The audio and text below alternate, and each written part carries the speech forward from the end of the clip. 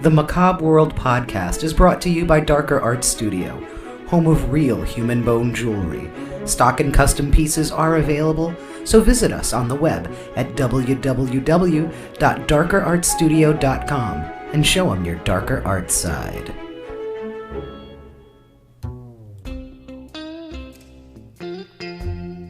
Macabre World, a podcast from Darker Art Studio, where we explore the dark, strange, and unusual from this world and beyond.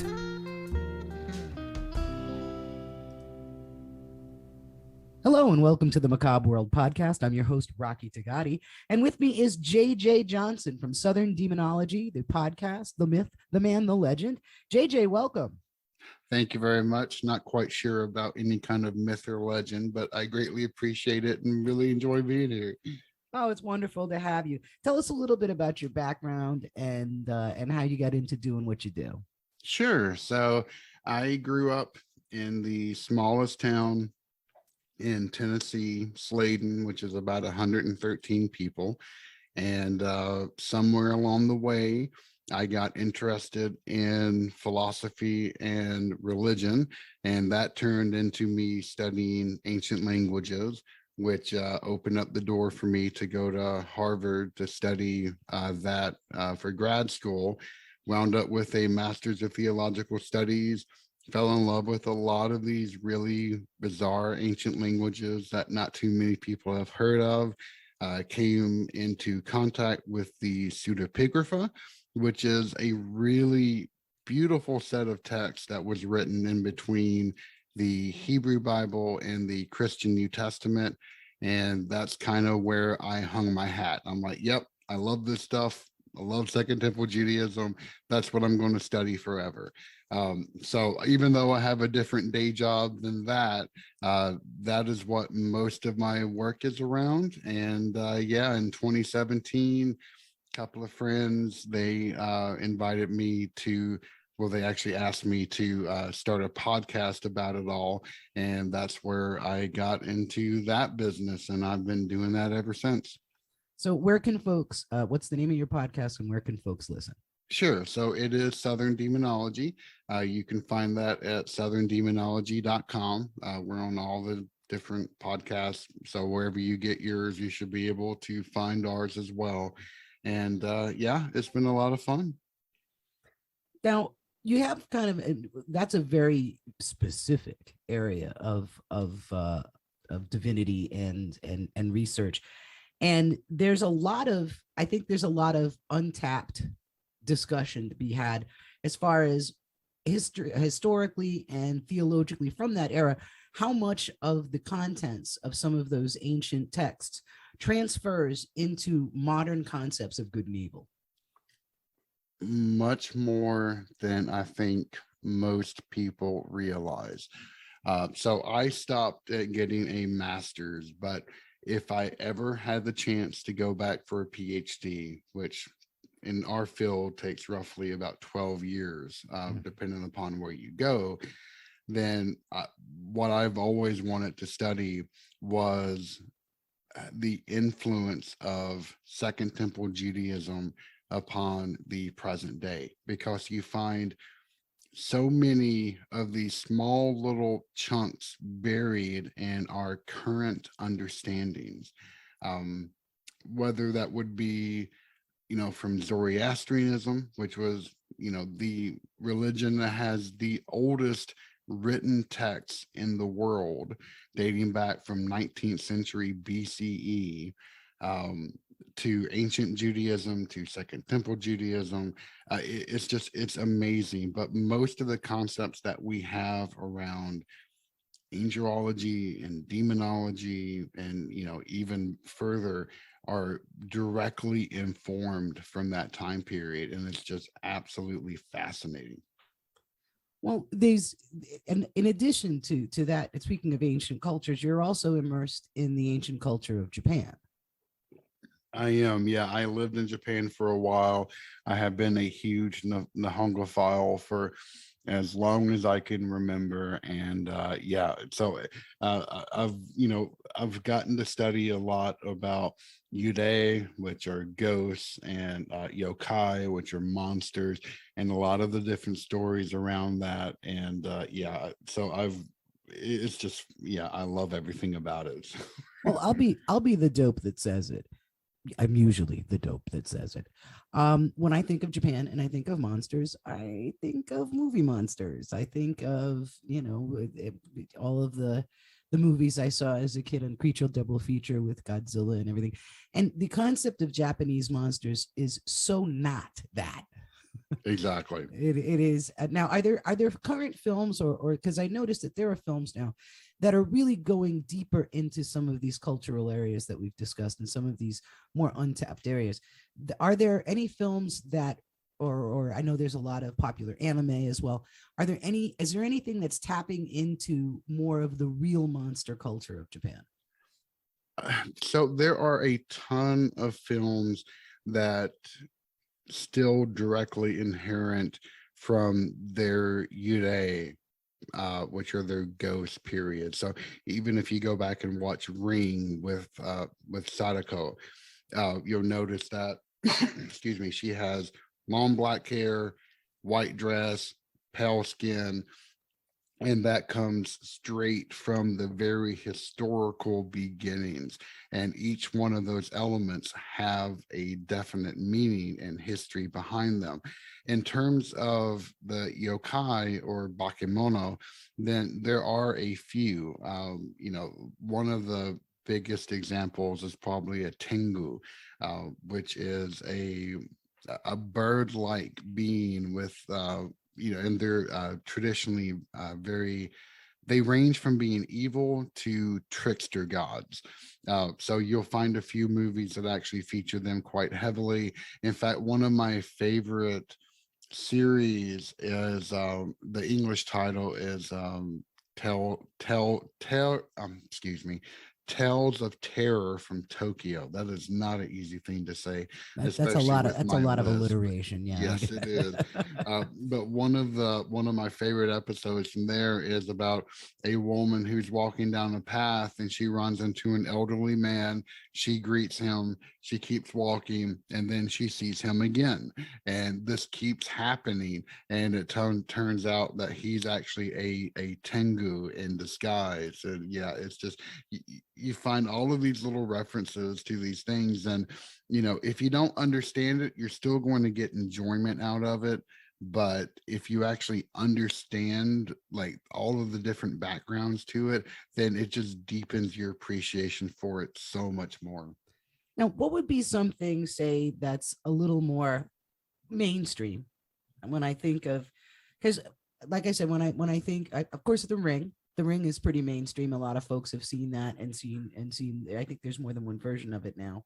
Yep. But Unfortunately. some of these concepts, the concepts of demons, the concepts of the Watchers. Let's talk about the Watchers.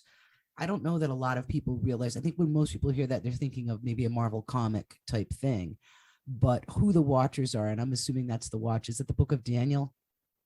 Uh, so it so for example, Genesis 6:2, where it talks about the sons of God, which some translations of the Bible kind of harmonize that and try to call it angels, but the sons of God come down upon earth.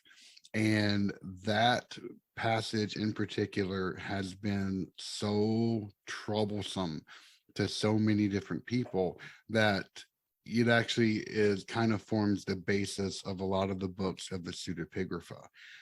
So you have especially First Enoch, and it is supposedly written from the viewpoint of Enoch. Well, it's supposed to be written by Enoch. In fact, pseudepigrapha from Latin translates to false epitaph. Um, so it's supposed to be Enoch that's writing this book. And that's kind of important because Enoch is the only biblical character that never died. All it says is that, and he walked with God, whatever that happens to me. So First Enoch tells, one of the books of First Enoch, it tells about these watchers, and they are these angels that are set to watch over the generations of man. and they find the women comely and beautiful, and they then bind themselves in a curse. Some translations don't say that, but that's actually what the classical Ethiopic says. They bind themselves in a curse so that no one can like rat each other out to God. So they It's an decide to, angel mafia. yep, pretty much. Wow. They decide to go down and take wives for themselves amongst the daughters of man, and then they give birth to the giants, the Nephilim.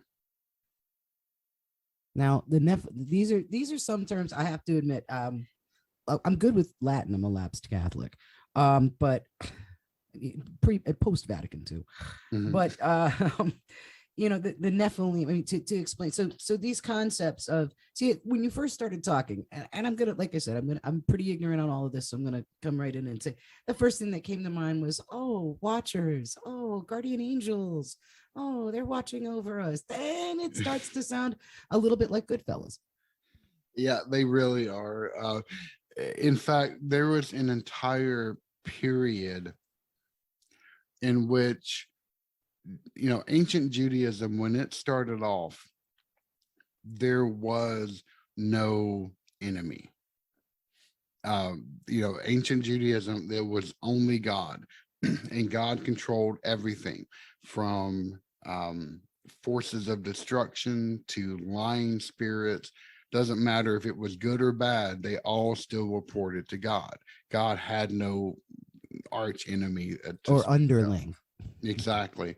Gotcha. And so once Second Temple Judaism rolled around, that changed. Now, some people like to think that it was the influence of Zoroastrianism, which had the most advanced dualism of almost any ancient religion, period, or whether it was just because you had your first temple destroyed, the second temple destroyed, and there is a concept that the 70 nations each had an angel that led them. So if Israel is getting beat up on by every other nation out there, then that must mean that there are bad angels, right? Um, Whichever path that you happen to choose, it still came down to we needed a name for the enemy.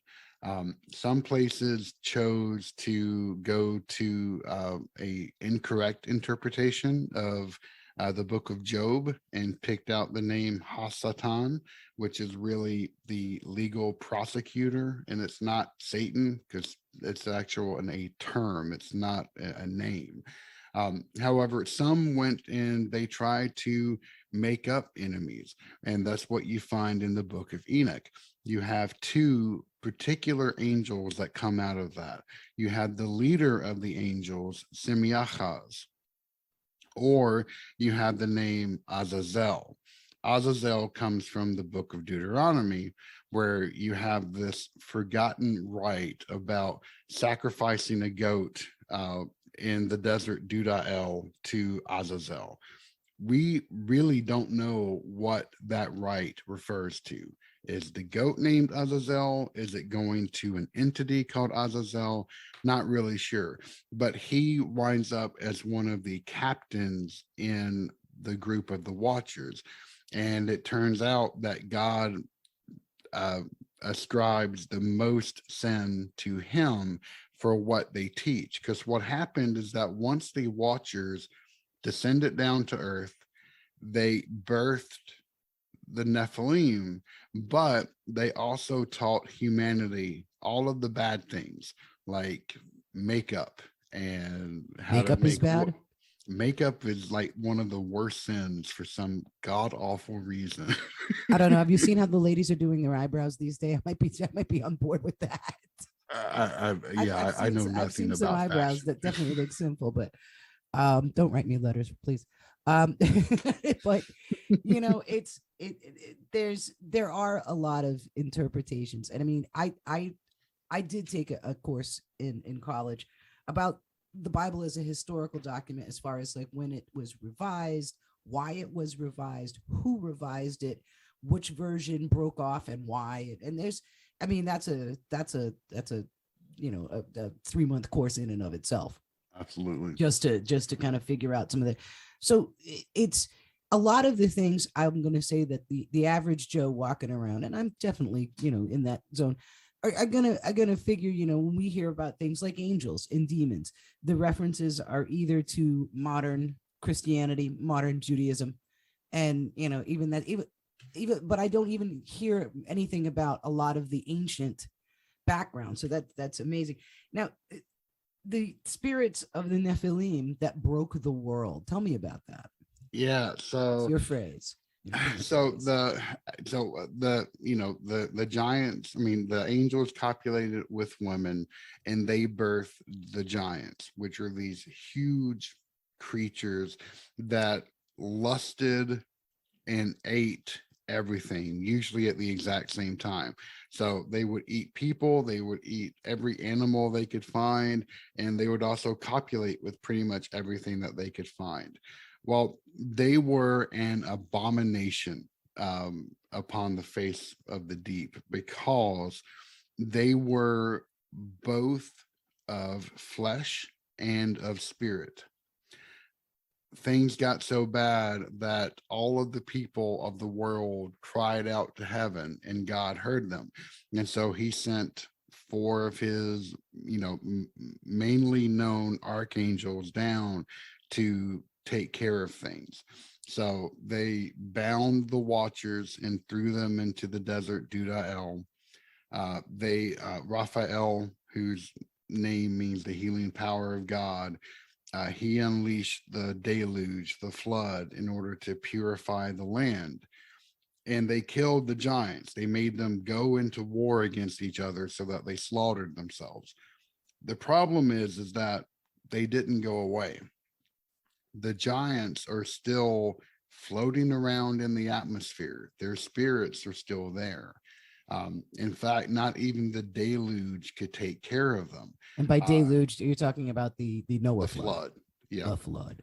Okay. In fact, if you look forward into the Dead Sea Scrolls, there's one particular scroll that's called 4Q 510 and 11. And it just means it's fragment 510 and 11 that was found in K4. But it speaks of all of the modern horrors that a person has to be aware of. And it starts off with and I, the instructor, the mashkil, am making a proclamation of his glorious, meaning God's splendor, in order to instill dread and to terrify all of the spirits of the angels of destruction. So those are the watchers, the spirits of the bastards, which are the Nephilim, demons, Lilith, howlers, desert dwellers, and those who suddenly strike in suddenness to lead astray and establish spirit and to charm hearts. To the Essenes, which are the people that were responsible for writing the Dead Sea Scrolls, they believed that even if you were firmly rooted in God, these things could still snatch your heart away and lead you astray. In fact, there's an entire like time as a temple concept I won't get into, but yeah, it's fascinating how prevalent these beings were seen, and that's actually one of the main reasons that the Book of Enoch, which was considered a canonical book of the Bible in Second Temple Judaism, is no longer considered that, except by the Ethiopian Orthodox Church, is because there is a major gap in theology there. I'll If not, say. if not even God can banish and get rid of the spirits of the Nephilim, that's kind of a problem. Well, I can see where that would be a problem. So working with that and bringing it up to modern day, Mm-hmm. there are possessions, and I know that I'm a big horror fan, and I think and I'd like to call myself a horror fan of a certain age, because if you're a horror fan of a certain age, and especially if you're a horror fan of a certain age who grew up painfully Catholic, in my case, The Exorcist is the scariest thing you ever saw at the time, and most of us saw that at a fairly formative age. And when you saw that, it scared the pants off you. There was just nothing scarier than that. In fact, I was not allowed to see the movie. So because I'm so clever, I decided I was going to read the book. Infinitely worse. Yep. And I read William Peter Blatty's book when I was, I don't know, about 11. And I was, every time I misplaced something, I was convinced that there was some evil afoot, and I was like looking around every corner, and anytime like a truck went by and the room would shake, I was waiting for the bed, it was just, it did exactly what it was supposed to do. It scared me stupid. And I pretty much stayed that way. So what happens is, we have these modern tales of possession, which I think to some, irrespective of your personal belief, there are tales and there are, chronicled events that are happening around us that are not Hollywood events, where people, for within their dogma, they believe they've been possessed. They are, we've had exorcists on the show, we've had demonologists on the show, that this is at least a very real part of some people, of what they're experiencing in the modern, in the here and now. How does that tie into what you've taught us about the net? Now, are these spirits that were not destroyed, is that something that's worked into our modern everyday life when we see, we see true evil in the world, and it exists because we've all seen I completely agree. Is it No, stemming from that? the Nephilim don't really factor into any religious tradition that I am aware of when it comes to exorcism. Now, you may find like, grimoires from the Middle Ages, which, of course, invented a tons of demons and tried to like mimic the pattern of heaven into, the gates of hell itself. But no, I mean, I'm there with you when it comes to exorcism. It is a major source of interest to me. I have, when I was in college, I had one of my favorite professors, as part of a theology class, assign us to read Hostage to the Devil from Father Malachi Martin. Oh, great book. And that book scared the ever living bejesus out of me for about 6 months. Either that or it scares the Jesus into you, one or the other. One of the two, yeah. It definitely is frightening, but it's because I think it takes anything we might conceive of from the Hollywood standpoint and puts it into a very real life situation. Exactly. If you truly believe, and I grew up Southern Baptist. I was listening to Hellfire and Brimstone speeches whenever I was in church. I converted to Catholicism later, which I think even reinforced some of what Father Martin would write about. But I mean, I grew up believing solidly that there is an enemy, that there is a devil, and to then suddenly, come into contact with the concept of there are things out there that will try to minimize your free will in order to take you over. I can't think of a more frightening concept than that. And actually, in fact, I cover a lot of that on my podcast. In fact, I just got through interviewing someone a couple of episodes ago that went over what he believed. And for the record, I do too, based upon what I've heard. 3 encounters he had with the perfectly possessed, which are those who are not tricked into giving up their free will, but whether freely give up their free will to enter into a pact with the demon to become possessed while still retaining their faculties. Wow. And that is just horrifying. It seems, well, it still seems like a bad trade. I'm just saying. But it is. I mean, well, thinking about applying this to modern life, when you talk about, keeping your faculties or not keeping your faculties, or a demon that takes over the soul, one of the things that I've always found fascinating when studying any kind of theology and philosophy is the use of allegorical statements.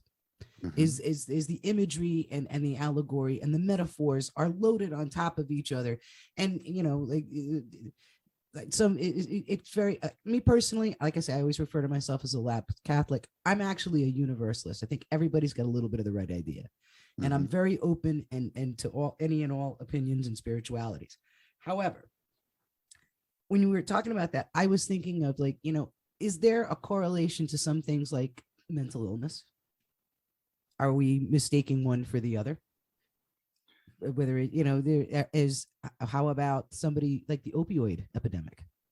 That is definitely, it looks to, if you, I worked for years on a 911 ambulance, Mhm. and was very much in the trenches for people who were hooked on, and it is an evil thing. Once people get into things like the opioids, the heroin, they do lose their soul, they lose everything. Yeah, from everything I've heard, and I can only imagine being in that situation. Yeah. No, but one of the things I do have to give a lot of credit to the Catholic Church for. No, you do have some dioceses and archdioceses that try to distance themselves from exorcism or belief in devils or demons, whatever you may have.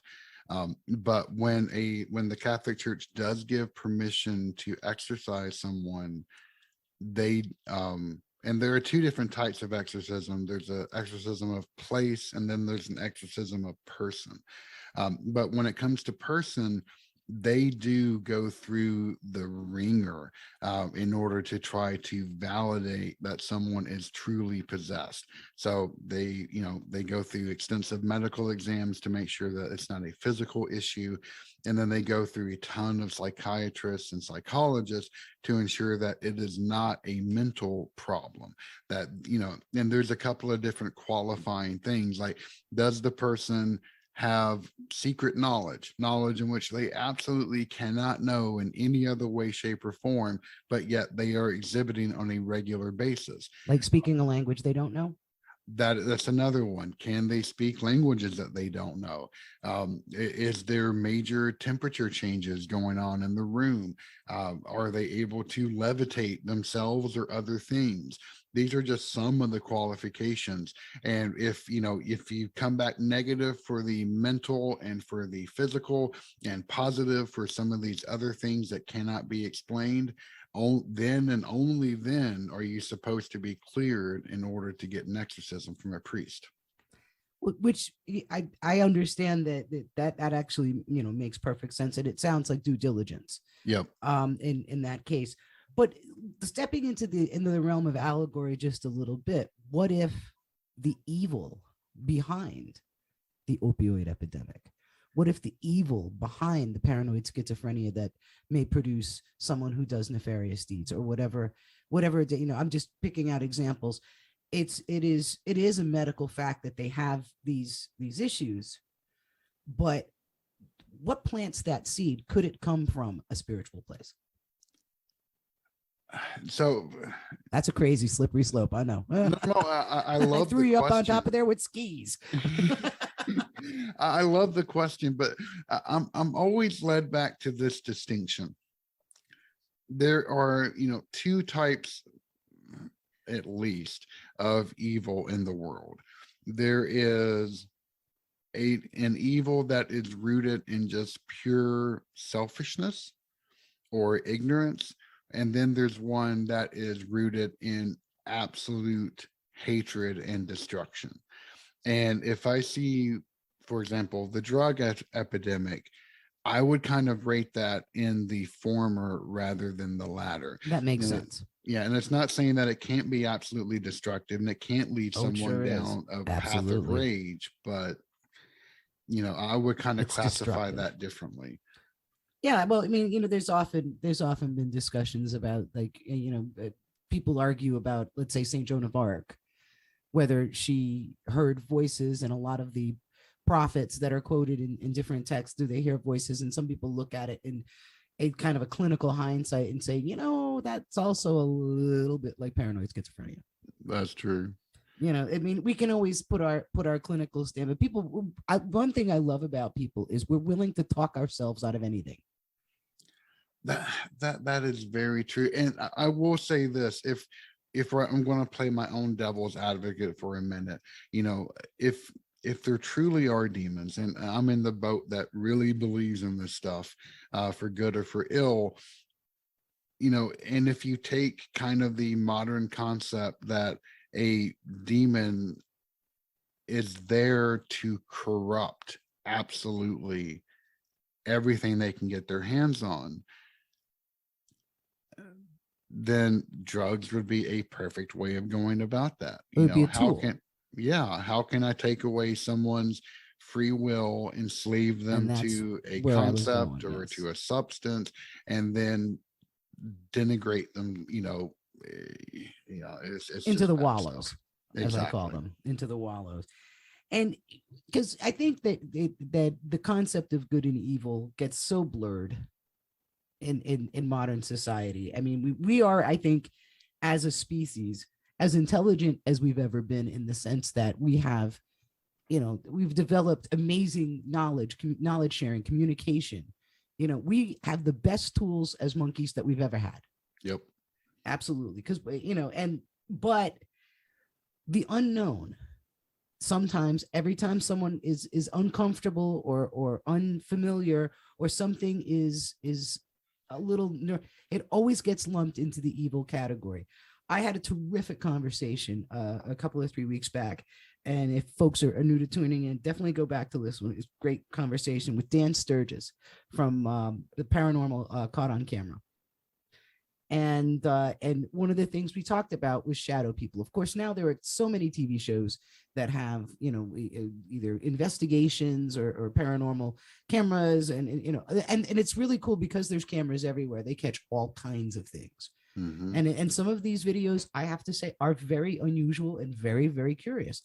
But I noticed the eminence of shadow people.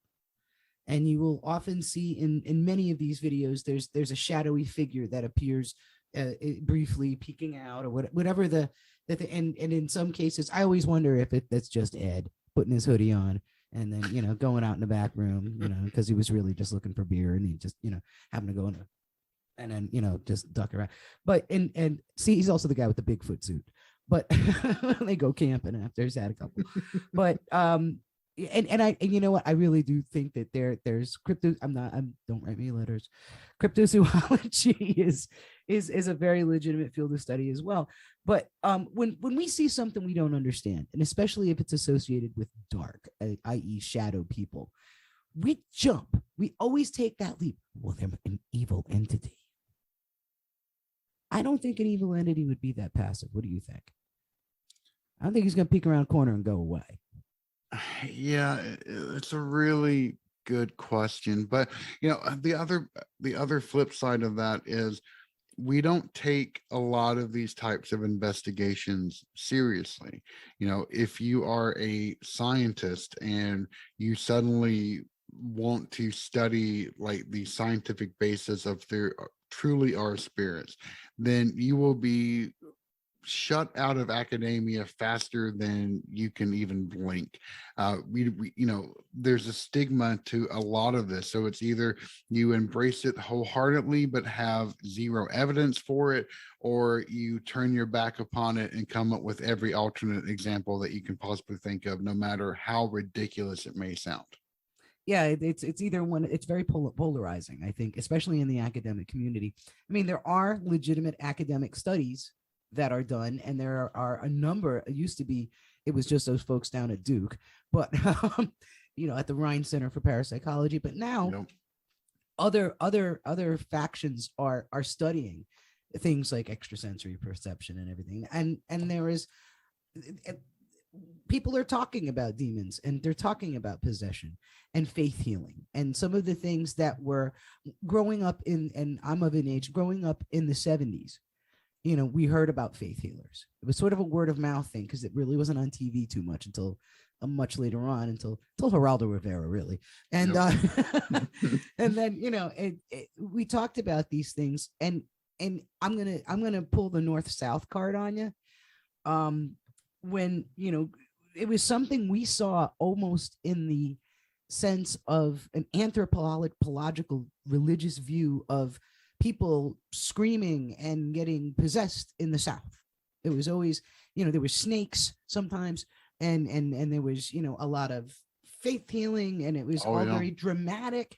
And if you're coming from one of those Catholic churches where like nobody sings, you all just kind of sit there and hallelujah, and to see this raucous activity, and this, it was all like everything was turned up to 11, and it all seemed surreal, but those things Oh, happened. oh, absolutely. I mean, if you go into Appalachia, then of course, these are the minority of denominations, but yeah, you will find faith healing, you'll find handling snakes, and of course, it's big and it's flashy and it's going to get a lot of attention, but there are definitely segments of that. And then you can even go up a notch, well, go down a notch, I should say, to find other denominations that believe in speaking in tongues, and you'll find that all over the place. Now, fortunately, the tradition that I grew up in didn't have any of that. However, you would still find, a lot of pockets of racism and everything else, which was, shocking in its own terms. But Well, there is, I think there's zealots in every sector. amen. Exactly. And I think that it's always going to take things to an unbelievable. I think when somebody goes into fever pitch, it sometimes damages credibility, because they're at that point they just sound nuts. Yep. No, I And completely agree. when you were talking about the slaughter of the goat in the desert, and there are, and I'm trying to tie this all in, there are syncretic religions, Santeria, Candomblé down in Brazil, and other, that animal sacrifice, which has, I think, been a theme in a lot of non-Christian religions, at least in the past, and that have touched on these things. And then these religions got filtered into the New World via kidnapping and slave trade, but they came into the New World. And when you go to places like New Orleans, and you talk to folks who have the Creole roots there, and you're gonna find that. And I remember that line that I loved, the movie, The Serpent and the Rainbow, when they said that Haiti was 99% Catholic and 100% Voodoo. Mm-hmm. So these are syncretic religions, which I know the term, but for those who are listening, which is where Christianity kind of gets warped into accommodating. Actually, it's the other way around. They take a native religion, and when Christianity was forced into the culture, they adapted it. So you'll have all your saints in Santeria, have corresponding Loa or Yoruba gods, and that's how it all these spirits But coincide. there's also another aspect of Christianity. So you have, I think the vast majority of us are familiar with the Christianity that erupted from the Greek side. So it was still very logical and, based in intellectualism. But then you have the other side, which comes from a more Orthodox base, especially Coptic Orthodox and Ethiopian Orthodox, and they believe in magic. In fact, to the Ethiopian Orthodox Church, Christ is not only the savior, but he's also the greatest magician that ever lived. And there is a phenomenal story in the Kebra Nagesht, the glory of the kings, where Christ is walking along the Sea of Galilee with his disciples, and Nadada, a demon, rises up from the sea and shoots a cubit of flame, like 384 cubits up in the air. And Christ looks at her, waves his hand, and she then is banished back into the sea again. And you still find, like, one of my favorite things to study are these Debtera scrolls, these magical scrolls that people wear for protection around their neck, usually for childbirth, but they can also be used for other things. But the priests that create them, they will slaughter a goat, they will use its skin, they will then bribe a demon and then capture it, put it into the scroll captured behind Zoroastrian magic, and then use the demon's power to fuel and funnel God's will. And They're that's called the fascinating. Dubtura scroll. Debtura, yep, Debterea. Now that's reminding me when you're talking about sealing and and demons and things. I'm now anybody who's listening knows I'm not really all that good with ancient language. Is that in the same zone as the is it Dybbuk box? Oh no, it's not. So yeah, a Okay, so Dybbuk that's different. box comes straight from Judaism. It does sound kind of similar, It but yeah, does. wholly different word. Oh, okay. Well, I I'm a little more on the Yiddish. I'm a little more familiar with that than actual Hebrew. Completely Only because I love understand. a good bagel and schmear. Who doesn't? Yeah, It's just delicious. exactly. And Absolutely plus, The delicious. Possession is such a fantastic horror movie too. Oh, it sure is. Yeah, there's so some of your so some of the movies, like what's fun versus what do you think? What movies are showing us something that's really truly scary and maybe we don't even know because we don't know what's behind it culturally or theologically. Mm. I know The Exorcist scared me, but I think The Exorcist scared everybody for a lot of reasons. Nobody saw a movie like that before. We It hadn't did, really gone that crazy. especially it's actually called The Exorcist, the version you've never seen, where they took a lot of old images, especially of the demon, and they like intermittently picture it throughout the film. That freaked me out, and I loved it. Um, there's a few others. There's a new movie, relatively new movie, called The Terrified, which is a Shutter exclusive, and it was phenomenal. I absolutely loved it. And another one, it's scary, but it also made you think, and I loved it. Was called We Go On, and it's amazing. I just recently saw on Netflix brand new cherry flavor, which is a new series, and I think it's in 8 or 10 parts, and I believe there's going to be more. We hope. It's based on a book that's out of print, and if you go to try to buy the book now, even though the series is popular, the book's like $800 for a Hmm. paperback because it's like nobody can get them. So let's get that back into print, guys.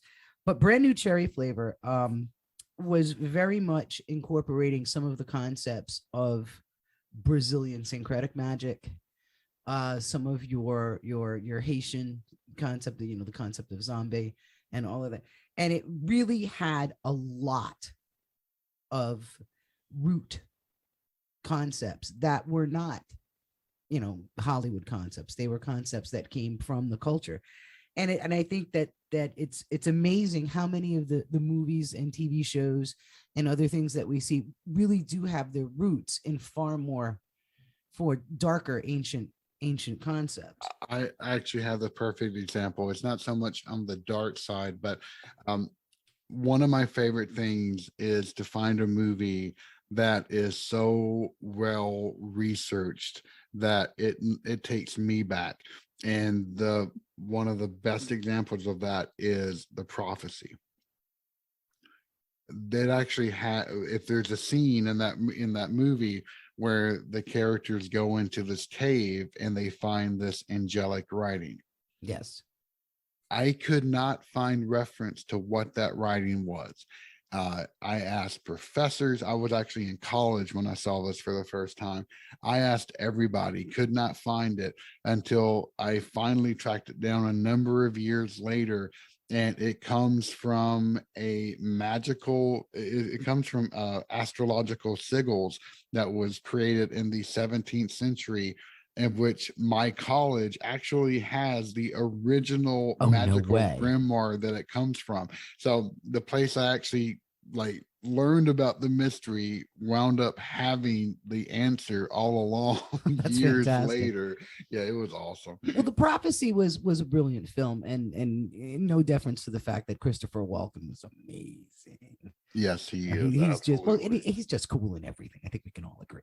But it did have, and I think another film that I thought had really tied in some of the more common concepts was with Demi Moore and Jürgen Prochnow, The Seventh Sign.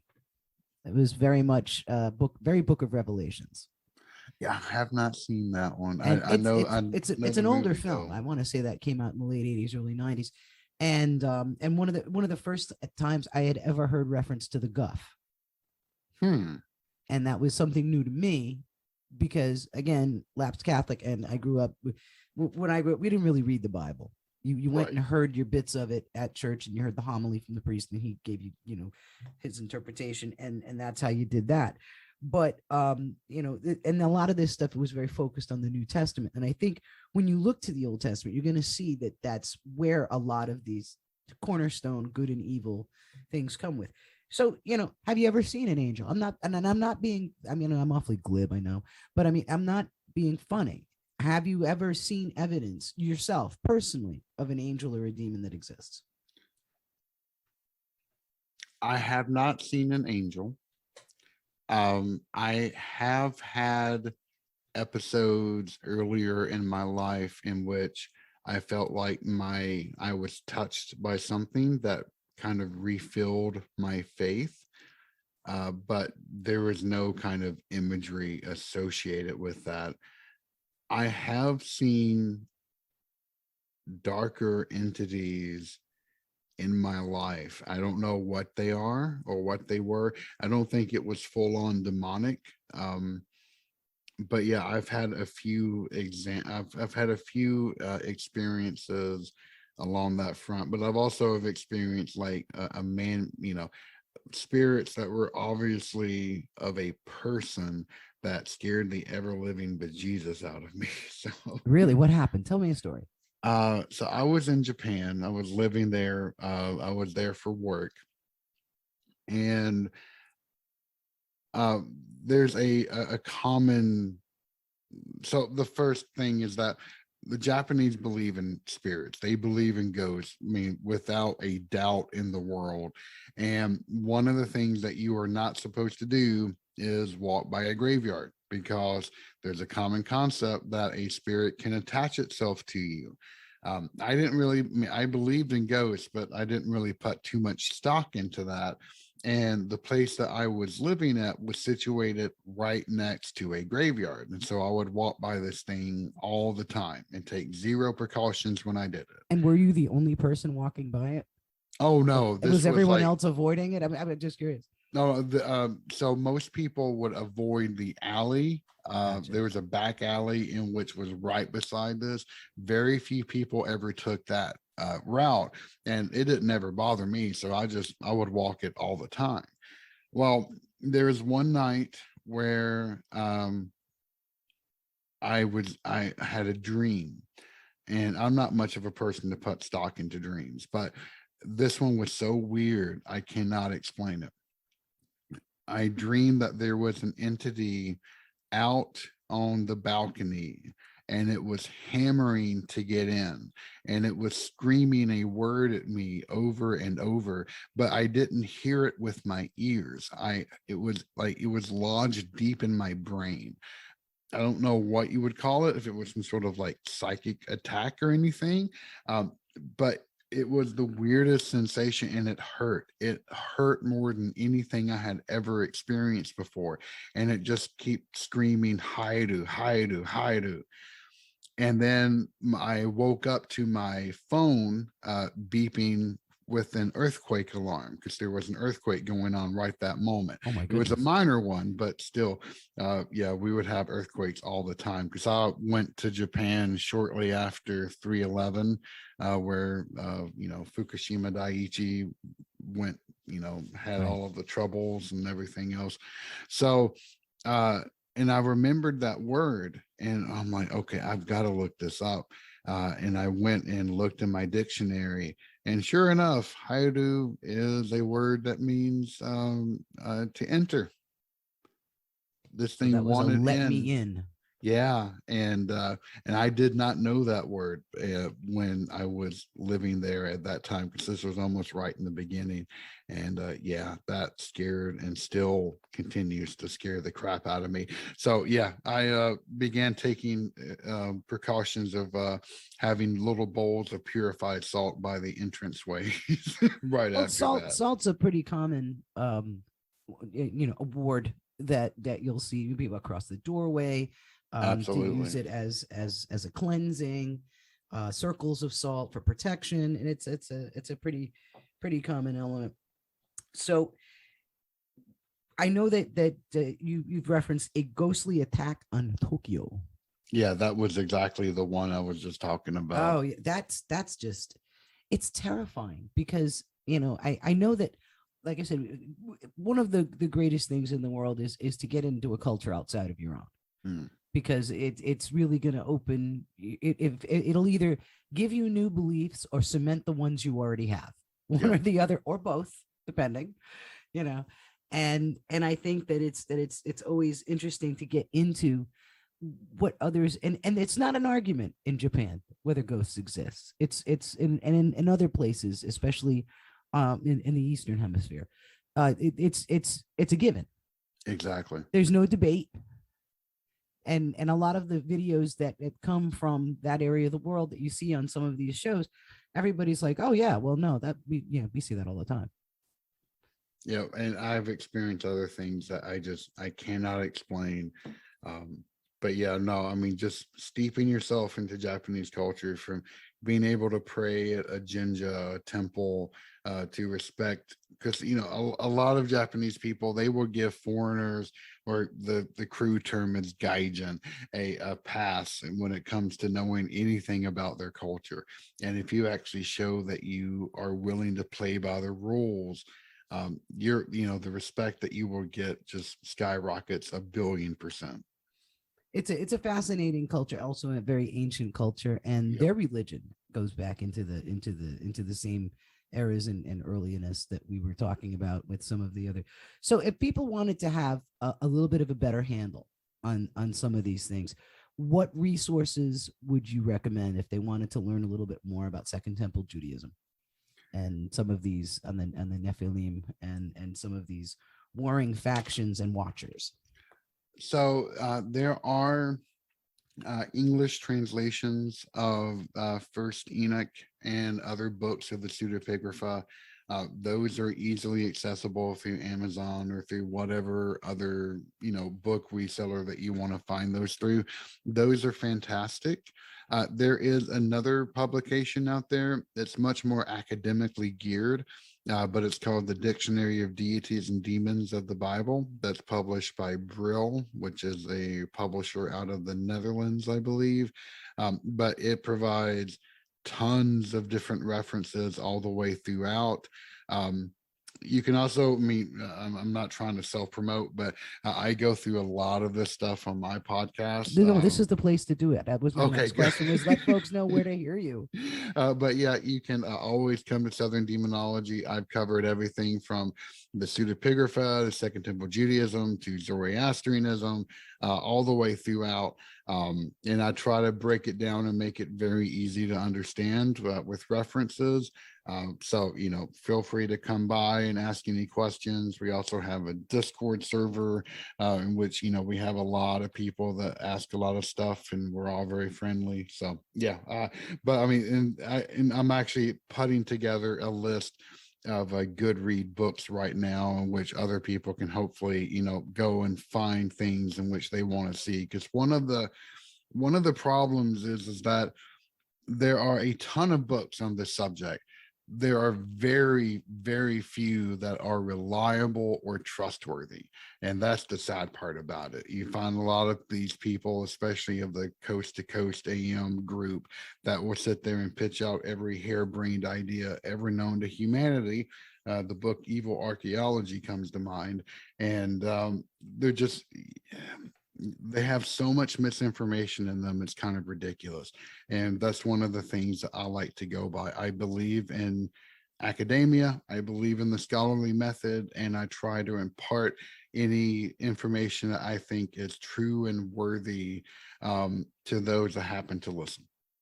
We're definitely going to add a live link in the description where folks can click. But for folks who are listening, you would go to www.southerndemonology.com, correct? That's right. And they can start to learn a little bit more about what I'd like to think is ancient evil in the modern world. There you go. There it is. JJ, thank you so much. It's been a unique pleasure. And once again, go ahead and pop over to www.southerndemonology.com and get yourself signed on to that podcast. And there's lots of other information more than the podcast on the website. And it's a great rabbit hole. I had a blast with it myself. Thank you. I really appreciate a lot of fun. that. It's beautifully done.